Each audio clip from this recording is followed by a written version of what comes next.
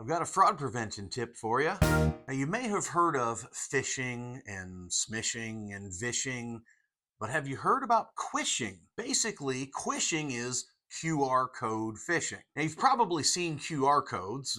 It's one of these things, and they're everywhere. Advertisements that want you to go to a certain website. Restaurants use them to take you to a website with their menu instead of having it printed out on paper. I've also seen them used at restaurants to check in to let them know you're there and you can pick up your order.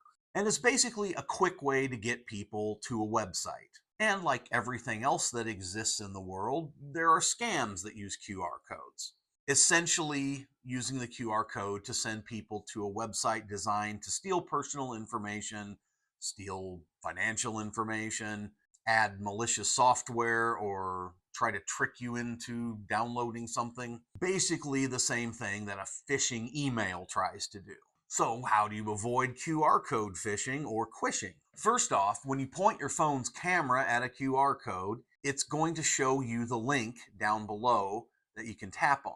Look at that link. Make sure it points to the website that you expect it to take you to instead of somewhere else. Be very cautious of shortened links, links that use things like bit.ly or tinyURL, because those can be used to obscure the actual website you're visiting. Also check that website address for dashes where the dots are supposed to be. For example, whatever-com.scam.com instead of whatever.com. If the QR code is somewhere publicly accessible, make sure there's not a sticker over the real QR code that somebody has placed there to take people someplace else.